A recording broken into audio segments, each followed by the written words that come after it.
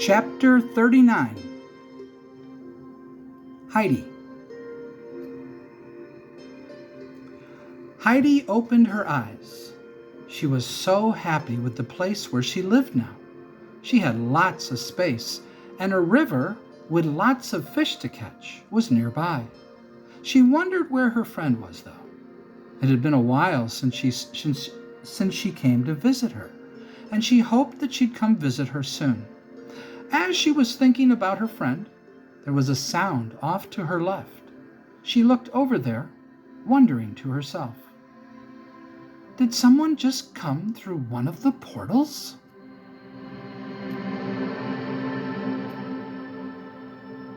YOLO. The human keeps trying not to stare at Kina and then says to you, I'm a third-level rogue, and I'm quite skillful. I know you have no reason right now to trust me, but I'm hoping that you'll give me a chance to prove to you that you can trust me, as I very much want to go adventuring. Tina. He keeps trying not to stare at me. YOLO. Yes, he's decent looking, but not as good looking as you. Sheila. Now, YOLO, surely you know that a high charisma doesn't necessarily mean that you're good looking. YOLO.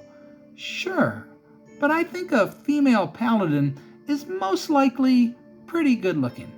Ilana. How about you let Tina roll a die to determine how good looking she is? YOLO. Okay, Tina, how about this? I'll let you roll percentile dice 3 times. Your highest roll will determine, basically, how good looking Fina is. But you're guaranteed at least a roll of 51. So at worst, you're just average looking. Tina. Okay, which dice do I roll? YOLO handed her 2 10-sided dice that were different colors. The red die is the first number. Roll. Tina rolled a 42, and then a 25. And then she rolled a 93. Kurth. Oh, look. Fina is just as good looking as Tina. To which Tina just smiled. Again.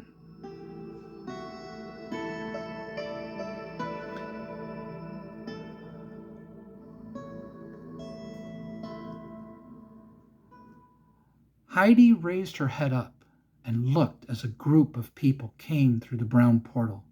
Seriously? Why now? And why is a kobold and a centaur with them? Who are these people?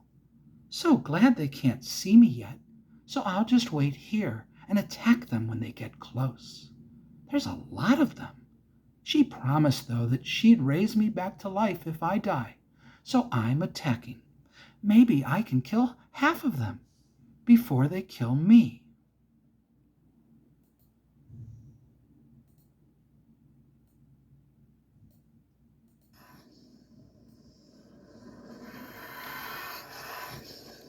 As the party started moving towards where she was, they never saw her, as she was quite skillful at remaining still and silent. She pounced on them quickly and grabbed the gnome. They all screamed and attacked back. The dwarf hit her with his axe. Darn you, dwarf! You're going down next. As a sword cut into her, causing more pain. It was one of the humans who wore a beautiful suit of plate armor. Hey, that hurt. We'll attack him then. I am. So how about you shut up?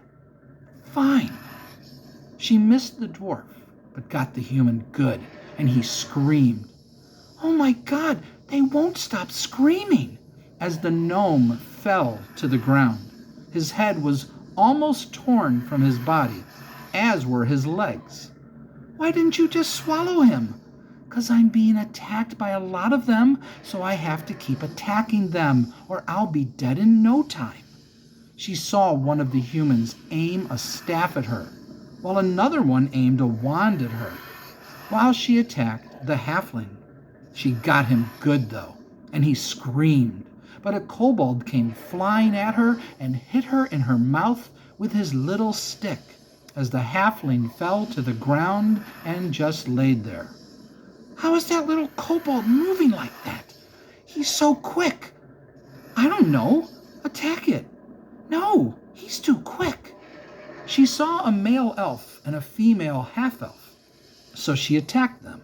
As two magic missiles shot forth from the wand while an electrical current shot forth from the staff and zapped her. Ow! Darn it! I've got to kill those two humans. She missed the elf, but got the half-elf good, knocking her to the ground.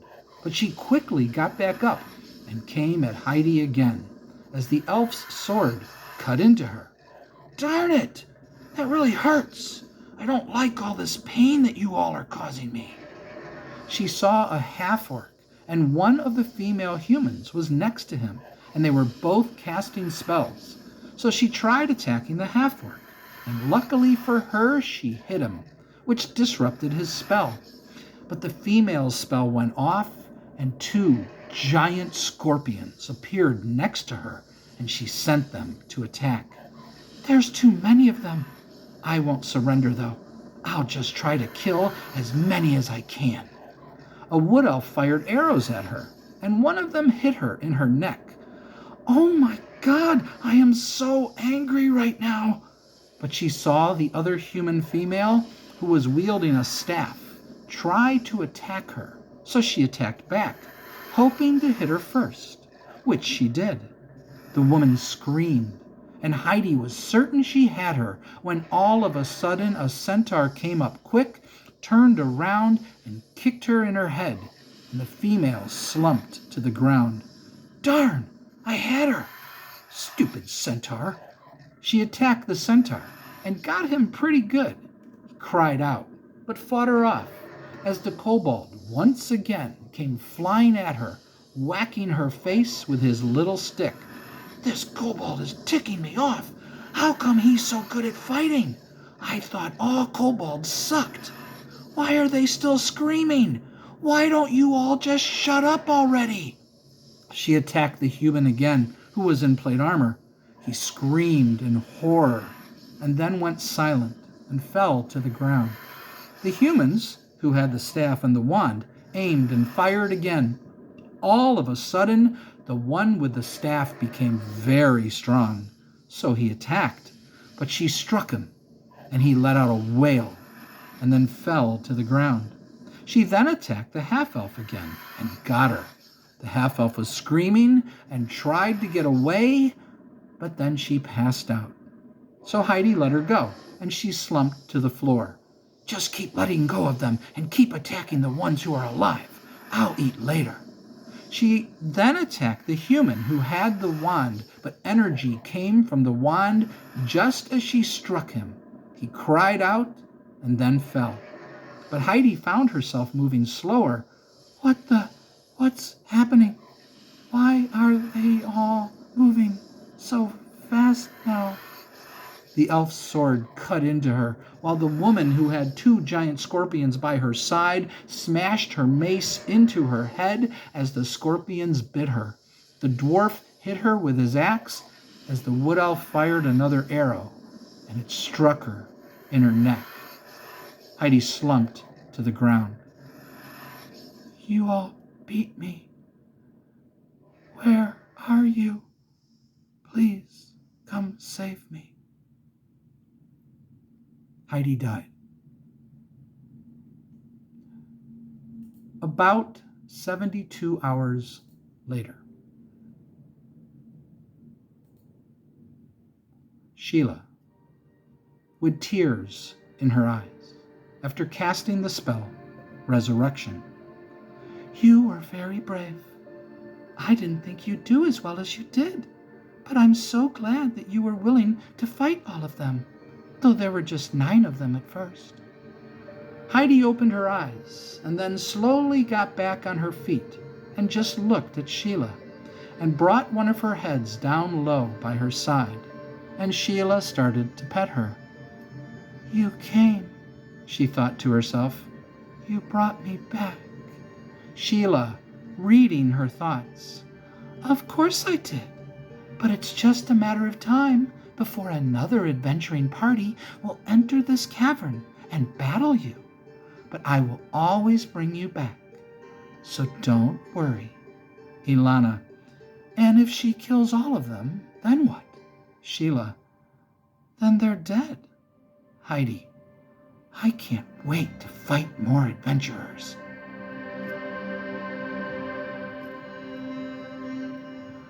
Everyone was crying, but they all started binding the wounds of the fallen while Dalma ran over to Tenneth and Raisha ran over to Latia. Also on the ground was Garlon, Jack, Belfin, and Shinfia. But Phileas was gone, having been almost completely ripped into 3 pieces by Heidi's teeth. Raisha had healing salve, but she knew nothing about herbalism. So after applying some of her salve to Latia's wounds, she cast one of her healing cantrip spells on her, while Dalma did the same with Tenneth. Dalma then ran over to Jack, so Raisha ran over to Garlon, but both of them were dead. Raisha wanted to scream, but instead, she and Dalma tended to Shinfia and Belfin next. They both seemed to be stable, so Raisha ran back to Latia and tried casting another healing spell on her, while Dalma, who was proficient in herbalism, applied her herbs to all of them. After that, all they could do was wait, but Raisha was worried about Latia and Tenneth, so she stayed by Latia's side, while Dalma stayed by Tenneth. The others, who were still crying, came and sat near them, but then they all watched in horror as Jograth put Phileas's body parts in a large sack. He then tied it closed, and then put it into another large sack. But then he just sat down and started to cry some more. Farnish, I am sorry about your friend. Is there any type of magic that can bring him back? Raisha, yes, a resurrection spell. But that is a level 7 spell that almost no one has. Clavdrea doesn't even have access to it. But I guess it's possible that she has it on a scroll. Jograth, we can't possibly ask her for help. Raisha, trying to stay calm, but was struggling. Of course not. I just meant... Anyway, it doesn't matter. We need to find someone who has the ability to cast it, or has it on a scroll. But such a spell is very difficult to cast from a scroll successfully. I doubt I could do it. Dalma, where can we find such scrolls? Raisha, high priests could have them. Other than that, adventurers sometimes find scrolls, just like we did. Oh, wait. Raisha started looking through Tenneth's scrolls and found the one with the spell Raise Dead. Tenneth has a scroll with a Raise Dead spell on it. I can try to cast it, but it's almost as difficult to cast as a resurrection spell is. But I'll try. Who should I try to cast it on? Dalma, you should cast it on Jack, shouldn't you? Raisha then looked over at Garlon. No, I'll cast it on Garlon. Dalma, looking a little surprised. Why? Raisha, because maybe he knows someone, or maybe he knows where such a scroll is. It's worth a shot, right? Raisha tried casting it on the paladin, and luckily for her, it worked, and slowly he came around. Hi, don't try to get up. We finally killed that huge 8-headed creature, and I just cast the spell Raise Dead on you, from a scroll that we had. But it'll take about a week to fully recover from being brought back from the dead. I'm just glad I succeeded at casting it. But now I need to ask you if you know anyone who can cast the spell Resurrection, or if you know anyone who might have a scroll with that spell on it. Thinking to herself now, we're gonna need the spell Regeneration too. Garlon shook his head no, but then passed out. Raisha checked him and cast another healing cantrip spell on him. He'll be okay. He just needs to rest. A lot. How is everyone else doing, Dalma? Should we all take turns laying our hands on them? Dalma, sure, let's do that. It can't hurt. Raisha, Lightmane, and Nightwind all laid their hands on Latia's skin, while Dalma, Jograth, Nico, and Farnish laid their hands on Tenneth. Nico was confused, but with simple hand signals from the others, he laid his hands on Tennant's body and just sat there, not knowing why they were doing this. They then laid their hands on Shinfia and Belfin. Nightwind: I can't believe what happened to Phileas. I've never felt so defeated in all of my life. I don't know what to do right now. I wish we never went on this quest. Lightmane: what would Phileas want us to do? Jilgrath: What? What do you mean, what would he want us to do? There's nothing any of us can do. He's gone, and Jack is dead, and who knows if these 4 will survive either. Or Garlon too. It's over. There's nothing left to do now. As soon as I get out of this place, I'm going to our temple in the valley and never coming back. I'm done with adventuring. Lightmane: Jilgrath, I want to ask you a question, but I don't want to make you angry. Jilgrath: Fine. Go ahead and ask then. I promise I won't get mad at you.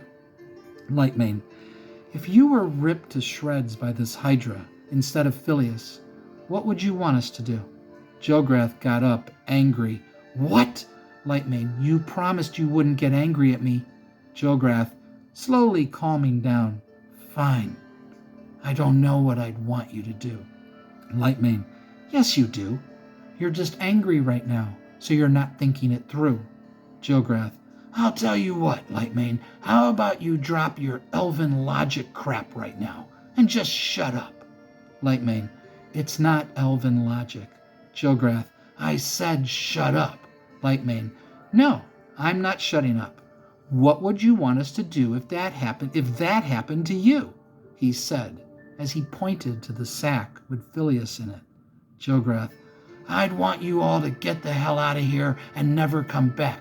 So as soon as we can, let's go to the crossroads and go to the temple, or you all can just go back to Duran, and we'll forget any of this ever happened and never speak to each other again, okay?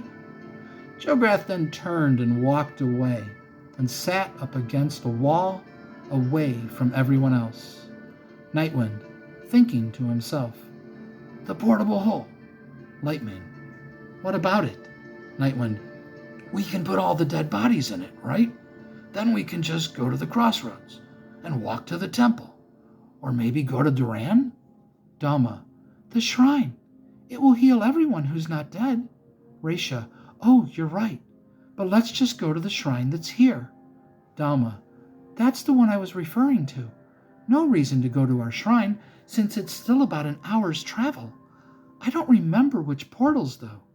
I need to check Jack's notes. Does anyone else want to do it? I don't like searching a dead body. Nightwind: I'll do it. Raisha: We shouldn't move them yet. I guess we could try, but they're not stable enough.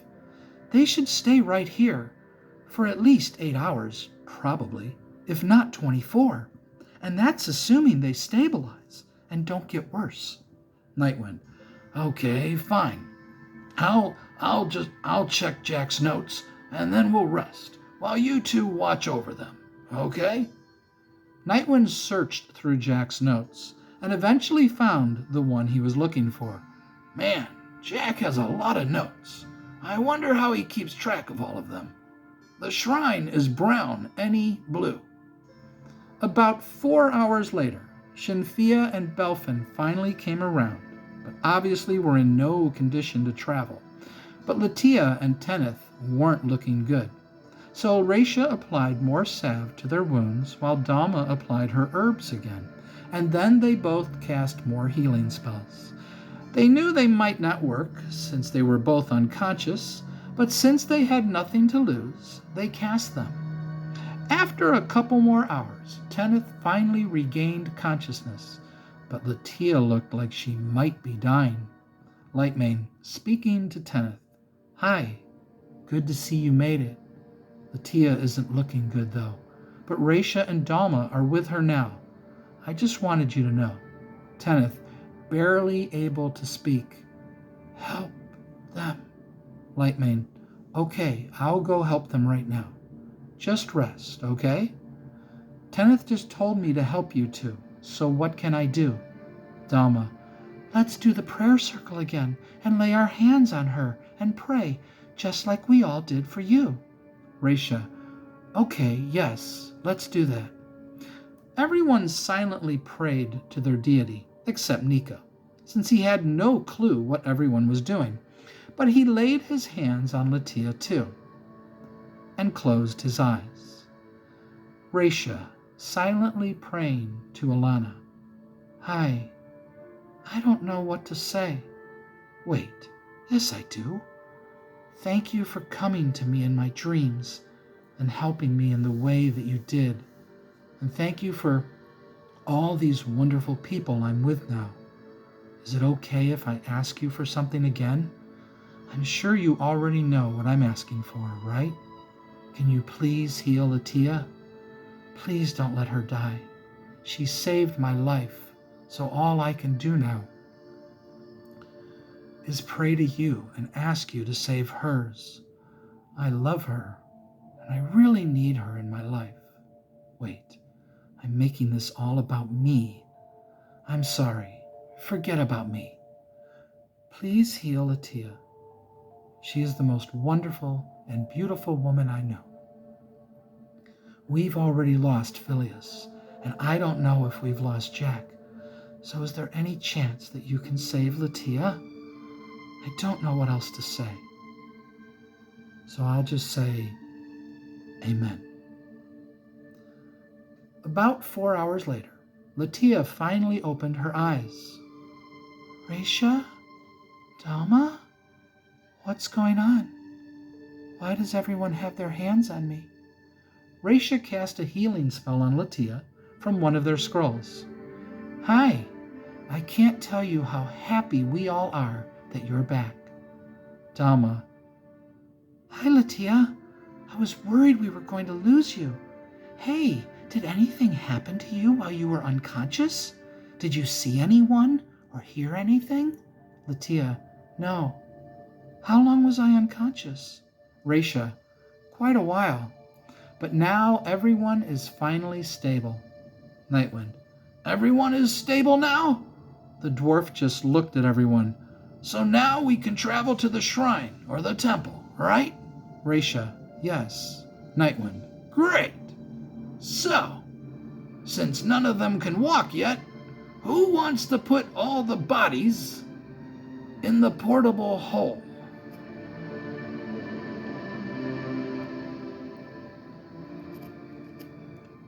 They were all with Sheila when she brought Heidi back to life and were really enjoying looking all around the place.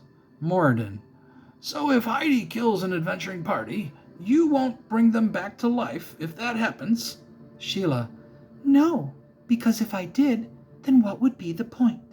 Where's the challenge if death isn't a real possibility?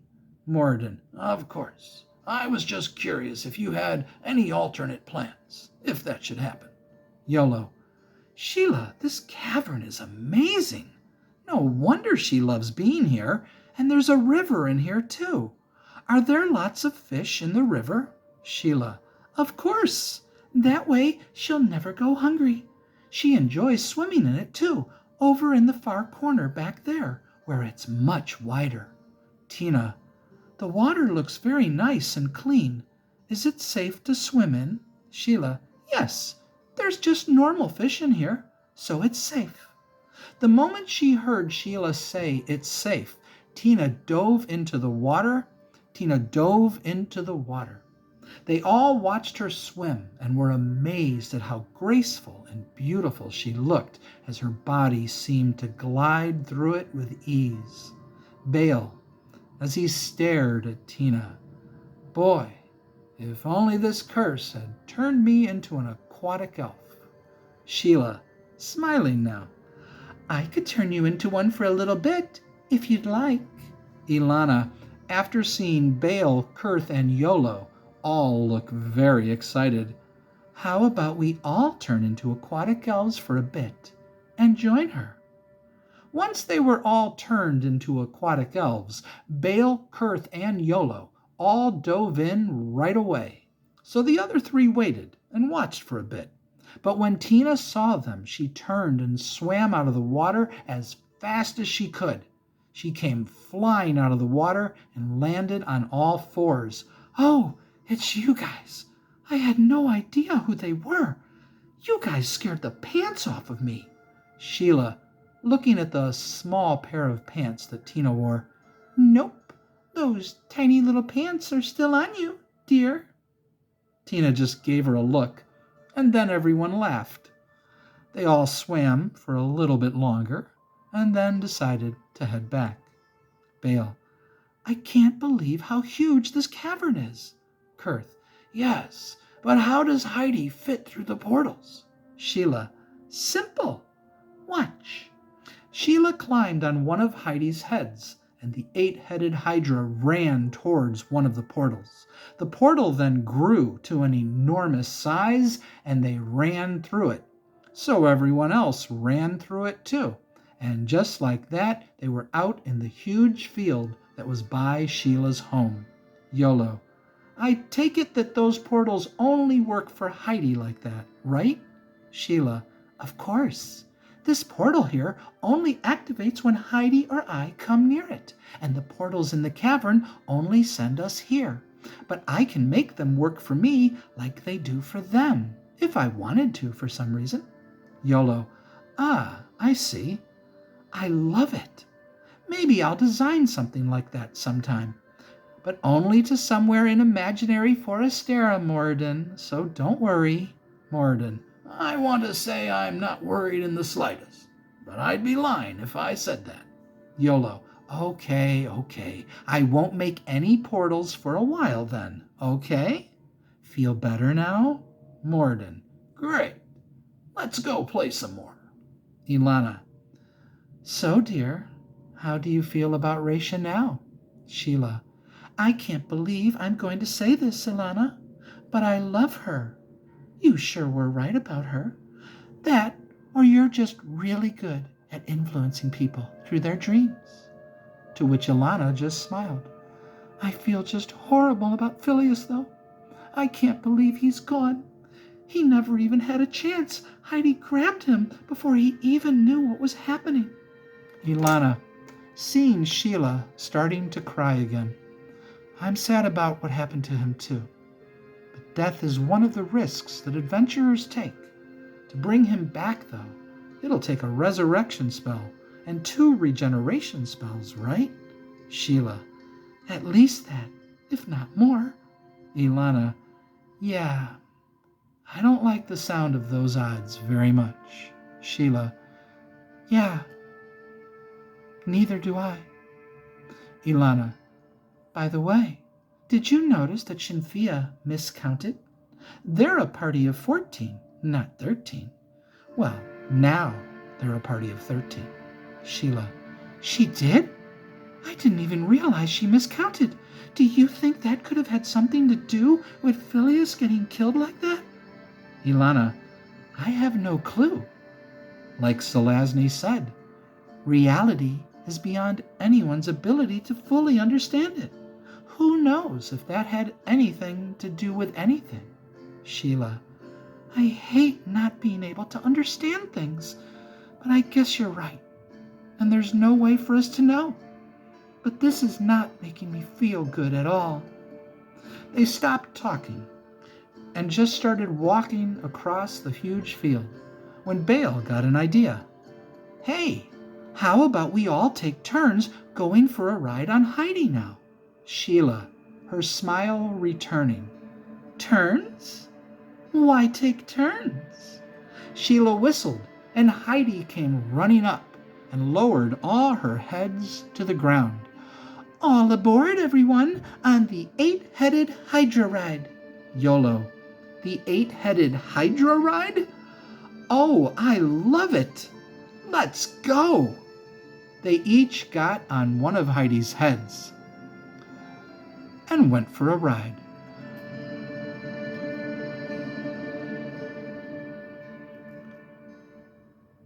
Phileas was confused as he started looking all around. "Hello? Where did everybody go? Hey, What's going on? Where am I? Genevieve, feeling both terribly sad, but also very happy at the same time. Hi, Phileas.